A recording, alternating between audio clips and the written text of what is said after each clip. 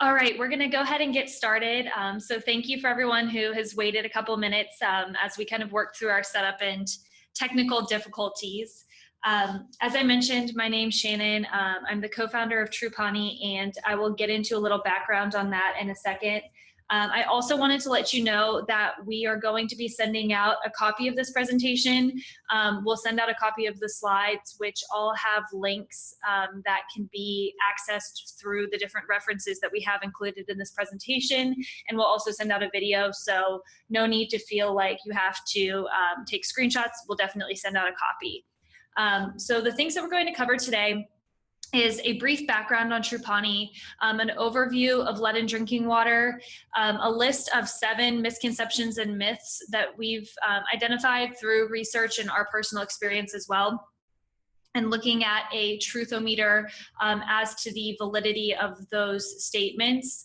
We'll also share some resources that have been very helpful for us, and then have a Q&A period as well. One important note is that this is a short presentation on a complex topic, and we know that people have been studying this for decades and centuries even, and so by any means we don't think we know everything, but what we're aiming to do is to scratch the surface and hope that this leads to more conversations on the topic.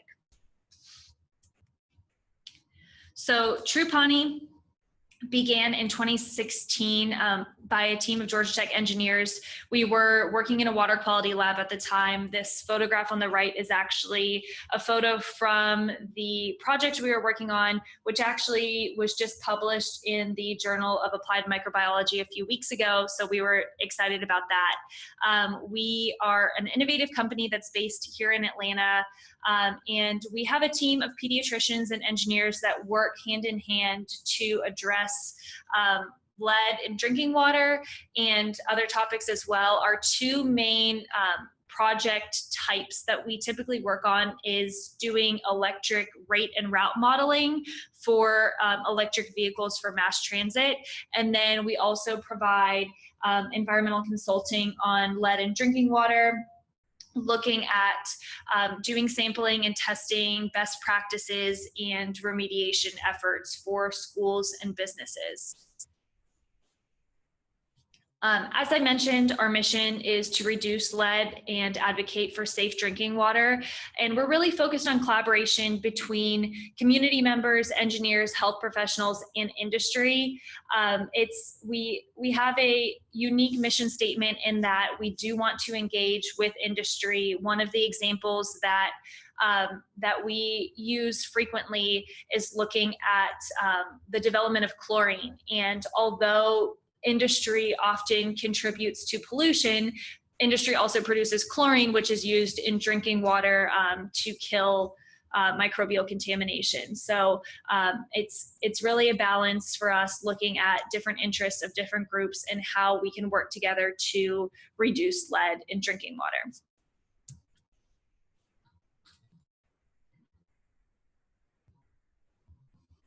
So just an overview on what lead is.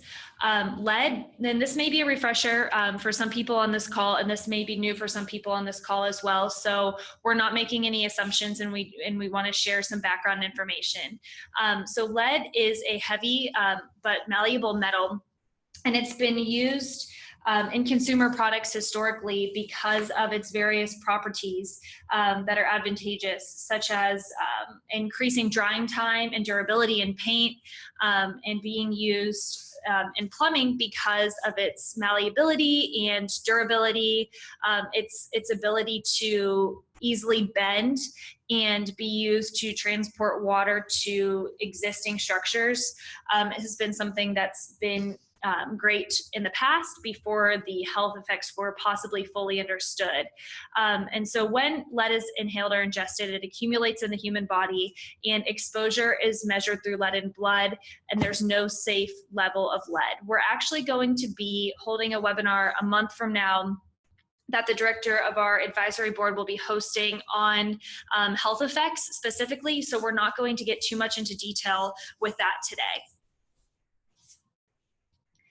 So why does this all matter? It really comes down to the health effects and looking at susceptible populations, such as the impact on children and pregnant women, the Health effects are very vast. Pregnant women absorb 4 to 5 times as much ingested lead as adults. And lead exposure harms, everything from brain development, contributing to lower IQ, learning and behavioral problems. And this quote, I think, really sums it up from Lead Toxicity, a review, which is linked, which says there's almost no function in the human body which is not affected by lead toxicity. So looking at specifically how lead entered our drinking water supply, as we previously touched on, lead is used in plumbing infrastructure because of its malleability. Naturally, water doesn't contain much lead, and this is important to note. One of the areas that we've identified that most people aren't familiar with, that lead enters drinking water really in that last mile of transport from a water treatment center to the tap. Oftentimes that can be on private property and premise plumbing in the home, which can lead to some difficulties with remediation.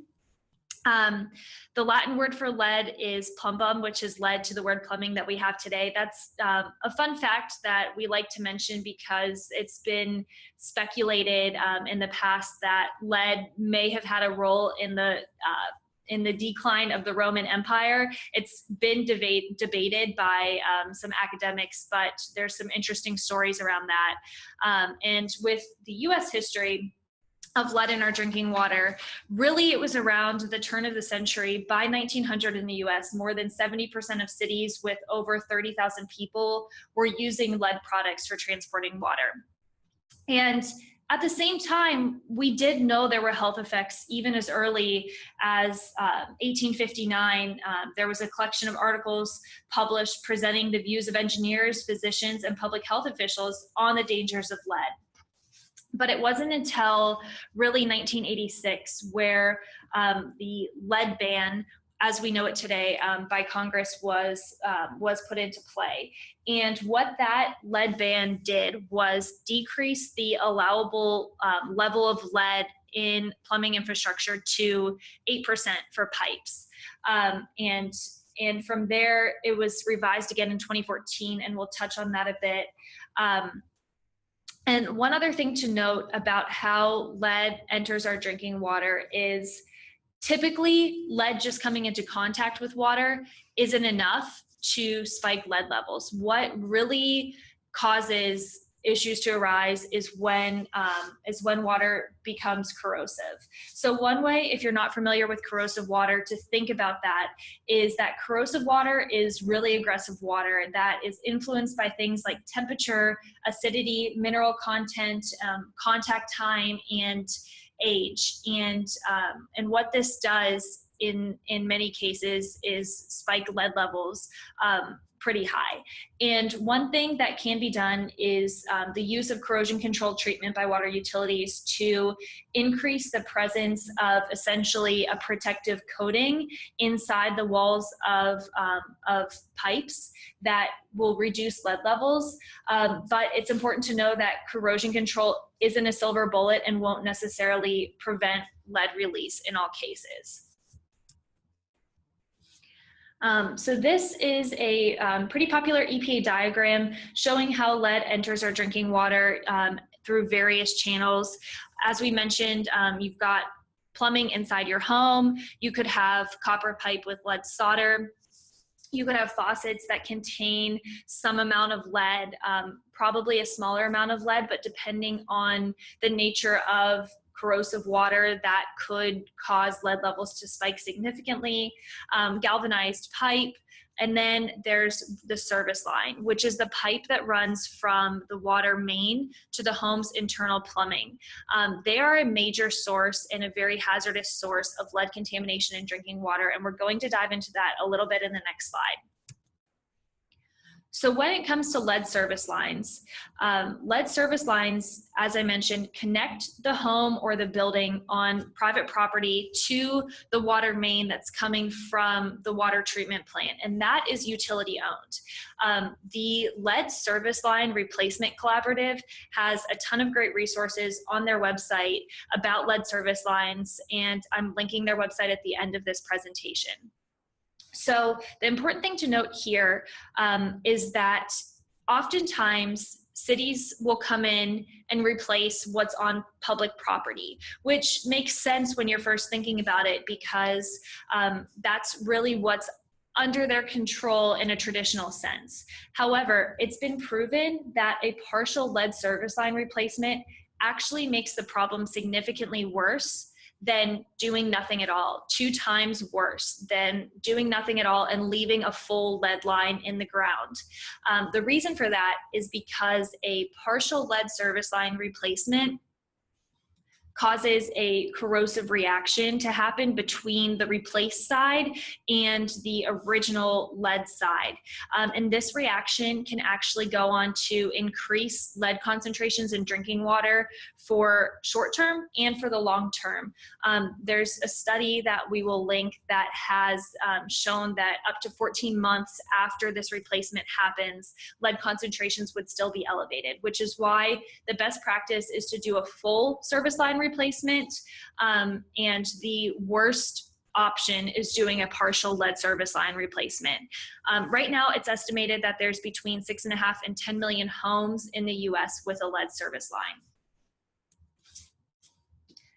Okay, so now that we've covered a little bit of background information, we're going to dive into some myths and misconceptions that we've noticed in our work and that we've read about in research, and other people have identified as well.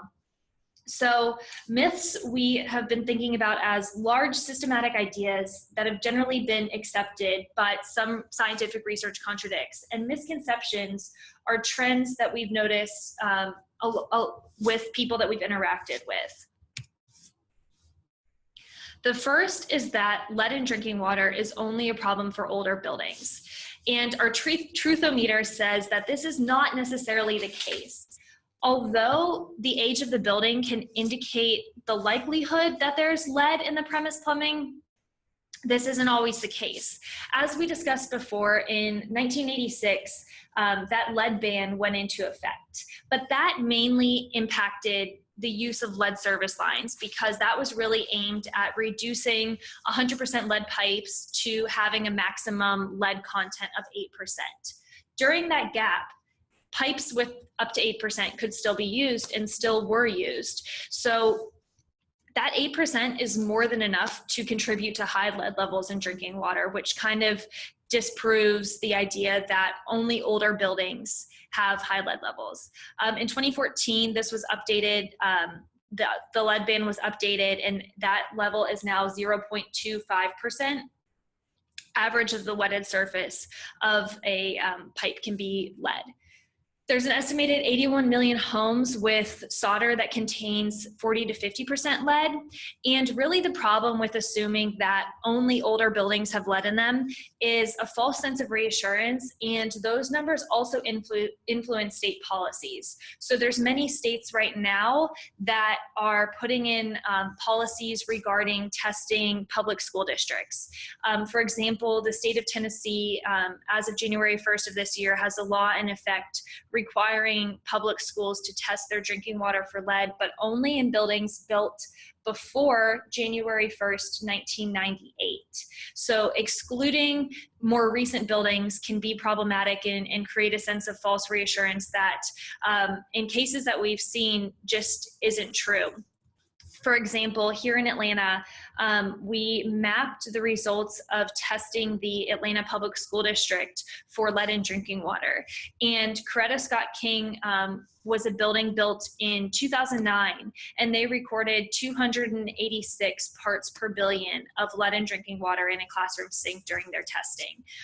Now the EPA action level is 15 parts per billion of lead in drinking water, so this is significantly in exceedance of that. And even that 15 parts per billion limit doesn't mean water is safe, because it's been agreed upon in the health and scientific community that there's no safe level of lead in drinking water. The second myth and misconception is that lead is a problem, but just not where I live. This kind of goes hand in hand with the idea that only older buildings are susceptible. And this Truthometer says maybe this is the case, but it's unlikely. And the reason it's unlikely is because we have data, and it's been documented, that Flint is not an isolated case. Cities such as Washington, D.C., Pittsburgh, New Orleans, Newark, Kansas City, Chicago, and more have all had similar experiences that have been less publicized and were a little bit different politically and culturally than what happened in Flint. But all of these cities and more across the US have found high lead levels in their drinking water. This is a nationwide problem. It's been proven, and there's tools for mapping risks that may provide insight, but it always is a building to building case. One example of that I'd like to highlight is, this is actually an image from a map that a team of epidemiologists compiled on risk factors for different areas. This area is in rural Pennsylvania. It is a level 4 risk area, so a relatively low risk area. And this building was actually in the school district that I attended from middle school to high school, and this was their elementary school building, which was new in 2002 in a lower risk area, newer building, and yet they still found 13 water sources above the EPA action level of 15 parts per billion. So we've seen in cases time and time again that age of building and risk of the area don't necessarily correlate to the lack of lead in drinking water. This is that same map zoomed out, looking at risk factors across the nation, and that source is linked as well for anyone that would like to check that resource out. Our next myth is that lead makes water look rusty, and this is just false, but it's something that is perpetuated a lot in the media, and people continue to think is true. At TruePani, we actually conducted an informal survey of 200 parents of middle schoolers in an area near our office here in Atlanta. And we asked them, we had 2 test tubes. One was clear and one was discolored, that we had discolored to make it look rusty. And over 80% identified a brown discolored test tube of water as containing lead as opposed to the clear test tube. And I think one of the reasons that that's shown a lot is because in the case of Flint, iron oxide did change the color of the water, and that's been so closely associated with lead that it's become commonly believed that people will know if lead's in their water because the water will be discolored or taste weird, and that's not the case. Our next myth is that flushing water removes lead. Now, what I mean by flushing water, and this is a true-ish statement on our truthometer, but what I mean by flushing water is that we're going to run the water for roughly 2 minutes, and lead levels are going to decrease. It has been proven that contact time increases lead concentration. So the idea behind this, that if we run our water for a while, it'll flush out lead, makes sense. But that hasn't been proven with the data and the science that's available. One of the reasons is that disturbances in plumbing infrastructure, even really small disturbances, can change lead levels. So it's been shown that something as small as a truck driving by over a road could remove lead that's been built up on lead service lines or other plumbing infrastructure and increase lead levels in drinking water. When there are lead service line concentration changes, especially after a lead service line or a partial lead service line replacement, those concentrations peak around 3 to 5 minutes. So if someone's reading a news article or a local resource that's suggesting 2 minutes of flush time, then this won't necessarily remove lead in drinking water, because that concentration is going to peak around 3 to 5 minutes. So actually, by flushing for 2 minutes and then drinking from this source, you may be experiencing the peak concentration of lead. In a case of a study in New Orleans, 30 seconds to 6 minutes of flushing was conducted and samples were analyzed, and they found that there was no significant lead reduction until 6 minutes had passed. And actually there was a small but significant increase in lead in drinking water after the 30-second flush. So this tactic can be used, but realistically, the 2-minute recommendation for flushing needs to be something more around 30 minutes, which isn't practical because it's a waste of water, and there is variability in lead concentrations in samples. So in this situation, the best practice would be to use a filter over relying on flushing drinking water. Our next myth is that boiling water removes lead. This is something that we have heard a lot from our work with the general public, and has been something that I think has been perpetuated whenever boil water advisories go into effect, because there hasn't been enough education around distinguishing the difference between a bacterial contamination and a heavy metal contamination. And so this is a false statement. Boiling water does not remove lead. It can kill some microbes, and hot water can actually lead to lead concentrations, to higher lead concentrations. And there was an interesting case in North Carolina that Dr. Mark Edwards mentioned, who is a leading researcher on lead in drinking water. And in this situation, there was a child who was significantly lead poisoned, and he actually didn't drink tap water. His mom wouldn't let him drink tap water because of his increased blood lead level. And he accumulated increasing quantities of lead from eating pasta. And it was because the tap water was being used to cook with, and boiling water and using hot water out of the tap increased lead concentrations. And there was actually a reaction where the lead kind of stuck to the noodles of the pasta, and really increased that dose. So one of our last myths is that testing will let you know if lead is in your drinking water. And that's true-ish, but it's very limited. And we're gonna address that in a minute. And we're also going to address the myth that lead levels below 15 parts per billion are safe at the same time, and that is a false statement. And just to refresh, that 15 part per billion level is the action limit that has been set by the EPA. So testing is usually where a 250 milliliter sample is taken from a water source.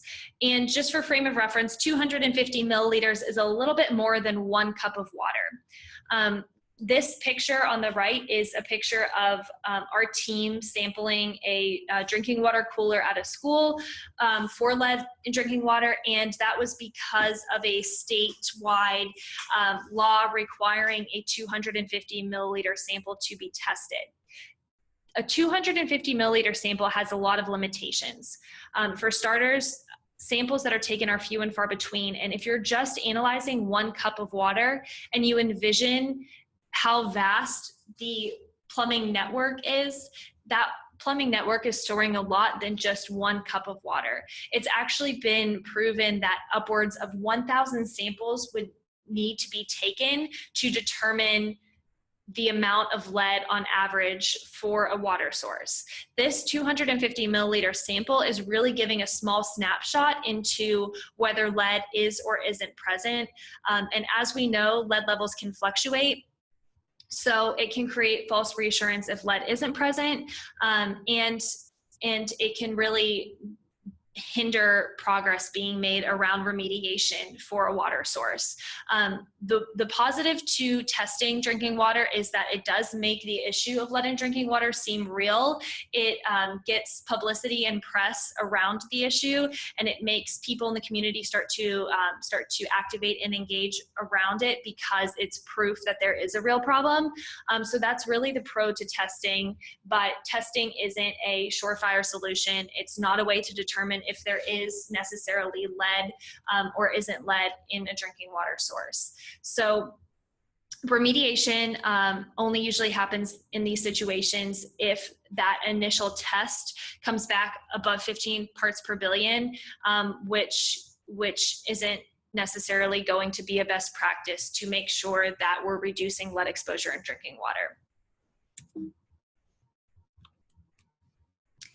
One other thing to note is the difference between soluble lead and lead particles. Lead particles actually aren't detected in traditional testing methods for lead in drinking water. And lead particles are larger pieces of lead that don't dissolve into drinking water and break off from plumbing infrastructure. On the left, you can see a picture of salt dissolving in water, and that's kind of simulating how soluble lead dissolves in drinking water as well. And that is what's going to be detected in a test, but not lead particles on the right that are bigger chunks and can actually get caught in an aerator screen on the end of the faucet, which is shown in the right-hand picture. And those can get pushed through at any time and spike lead concentrations in drinking water for a very short period of time, and actually contribute to a high dose of lead that may or may not be detected. So our last few slides here are discussing what we can do surrounding lead in drinking water and why now is the right time. The first thing that we can do is promote the use of certified filters. We have a link here to NSF International certified filters to reduce lead in drinking water.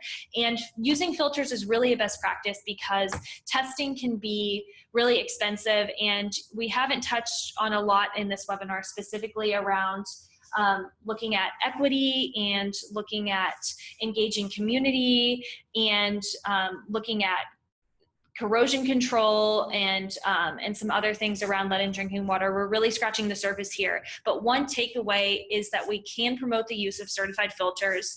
And if it's an option between paying $20 or $40 to have a test done or paying $20 or $40 to use a certified filter, the best option is going to be to use that financing strategy to get a filter because of the variability of lead in drinking water. The second thing is that we can increase education and legislation around lead in drinking water and make sure that it's done correctly so that we're not creating a situation where false reassurance can happen, and that we're getting the right information out to the general public instead of using images and headlines that may give false information and actually hinder progress.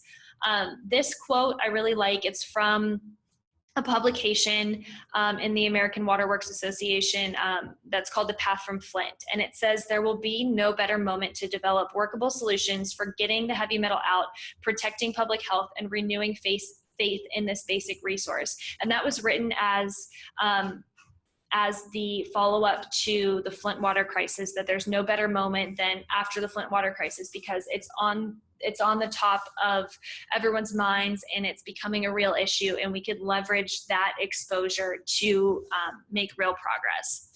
So some resources that we've used today and that we felt really helpful are listed here and linked as well, and will be sent out to everyone. We would like to thank all of these organizations for all of the work that they've done to decrease lead exposure. And I would definitely recommend the top 10 myths about lead in drinking water. We touched on a couple of them, but this article really goes into detail and has decades of experience included in the perspective that's written in that article.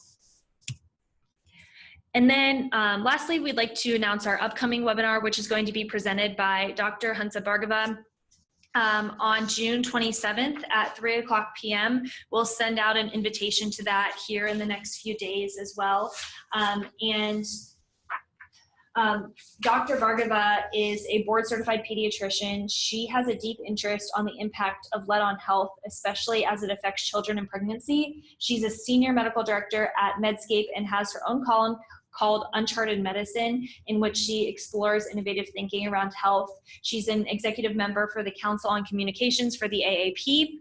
And so her webinar is coming up next month, and we're really excited to hear her insight on the impact on health. So that's all we have. Thank you so much for joining us here this afternoon for a few minutes. You can connect with us at the following resources, and we would love to hear your feedback on this webinar. So please send us an email, and we will now open it up to questions.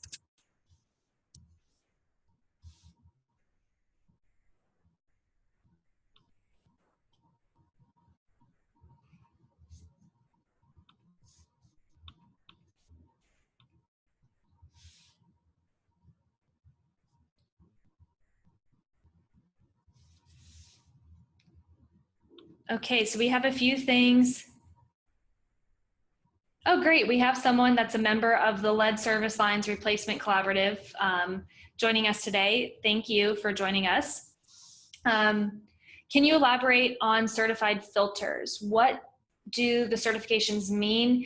And can I ensure that I have the right filter at home? Yeah, that's a great question. So certified filters mean that an outside organization has tested and ensured that the filters actually work against lead and against other contaminants. So not all filters are created equal. Sometimes filters will only take out things like taste and odor, and some filters will remove heavy metals. So you really want to look for the right certification, which NSF International has a list of those certifications. Depending on the style of filter, you might be looking for NSF 53 or NSF 58, and we will have a link to that. We do have a link to that in the presentation, and we'll send that out.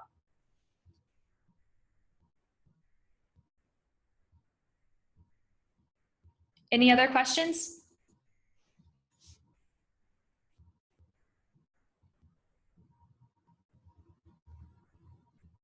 Are these whole house filters? It depends. There's both whole house filters on that NSF list, and there's also point of use filters and pitcher style filters on that list as well. So it depends. There is a difference in price between the different styles of filters, but there's an extensive list of all types of filters that are certified against lead on NSF International's website.